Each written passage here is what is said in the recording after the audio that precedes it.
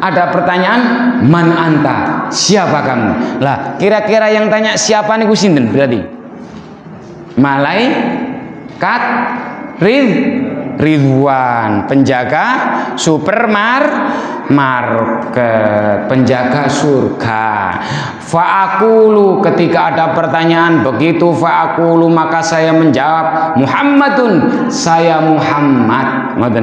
Fayaqulu, maka malaikat Ridwan tadi menimpali dengan suara agak lirih, bika, denganmu wahai Muhammad, ingat Muhammad, umirtu, saya diperintah oleh Allah Subhanahu wa taala, Allah aftaha, agar tidak membukakan, agar tidak mempersilahkan, agar tidak membuka kunci surga ini liahatin kepada seseorang.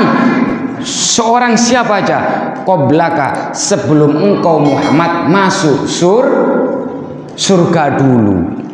Lah Nabi Muhammad niki selalu ingat dengan umatnya.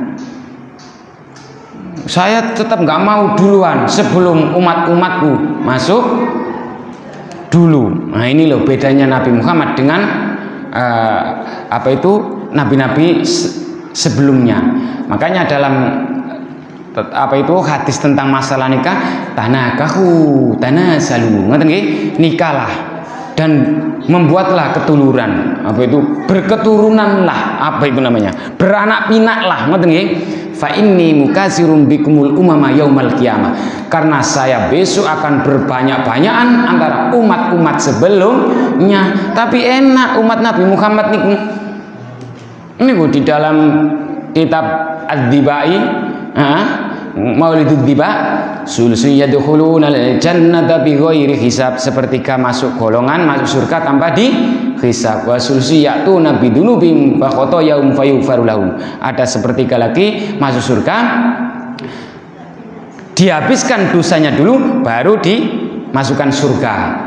Aslinya dicemplungin rokok sebentar, ngoten. Jadi bika umirtu, ingatlah Muhammad, saya diperintah Allah aftaha li ahadin qoblaka, agar tidak membukakan pintu surga ini sebelum engkau Muhammad masuk surga. Rawahu Ahmad. Berarti sinten kalau rawahu Ahmad itu sinten? Ahmad bin Hambal. Ngoten nggih? Bukhari harus sedikit-sedikit di apa nggih? Bukhari, Muslim, terus Abu Dawud, Tirmidzi. Nah saat ini sebenarnya Bukhari ini muridnya Ahmad bin Hambal. Ahmad bin Hambal ini dalam kategori kelompok ulama mazhab, ngoten nggih. Rawahu Ahmad an Anasin, diriwayatkan dari jalur pertama siapa? Anas bin Malik. Jadi ini ulama besar Pak, ulama Al-Qahirah, Kairo, ulama besar nih. Jadi sing ngarang ngeten niki nggih tidak sembarang orang dulu ya. Syekh Al-Hasim ini ya peras keringat banting tulang juga oleh mengarang kitab dipilih hadis sing bener-bener membicarakan tentang kepribadian hikmah-hikmah dari baginda Rasulullah Muhammad sallallahu alaihi wasallam. Pun nggak ada pertanyaan? Iya, terima kasih, tidak ada pertanyaan. Isanya jam pinten? Jam 8 nggih. Atil ma'ruf. Ati itu bisa bermakna datangkan, tapi kula setuju atil ma'ruf ini kerjakanlah perkara yang ma'ruf. Makanya di dalam ayat Al-Qur'an ada amar ma'ruf nahi mungkar. Kerjakanlah yang ma'ruf. Ini sudah yang kedua loh hadisnya, dibuka nggih. Di enggak mboten ngastok kitab nggih. Mboten. Besok beli nggih. Atil ma'rufa. Kerjakanlah, datangkanlah atau kerjakanlah al-ma'rufa. Al-ma'ruf itu perkara sing ma'ruf. Ma'ruf itu bisa bermakna urf. Urf itu bisa bermakna suatu tradisi yang dianggap baik selama ini oleh masyarakat dan tidak bertentangan dengan syariat. Selama tidak bertentangan dengan syariat, semua muamalah itu statusnya mubah, boleh.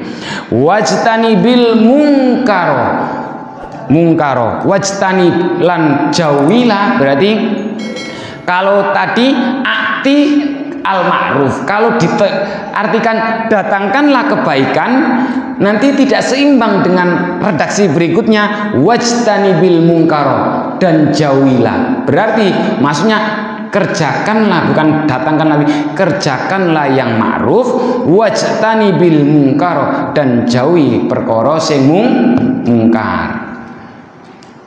Napa perbedaannya faksa iwal mungkar? Di dalam Al-Quran itu surat Al-Ankabut 45, innas sholata tanha anil, mesti apal sedanten niki sering dibaca para penceramah Pak Ustadz nggih. Innas sholata, sesungguhnya sholat, tanha bisa mencegah anil faksa iwal mungkar, dari perbuatan keji dan mungkar.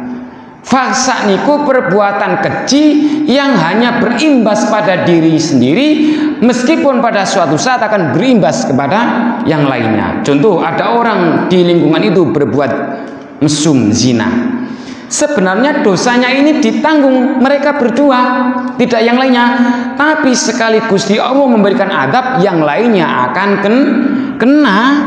Wong niku berimbas, niku ada hadisnya, Pak. Wa minas solihun, ya Rasulullah. Loh, saya termasuk orang yang soleh. Nggih, Rasul mosok kena adab? Iya, idza kasurul khobais.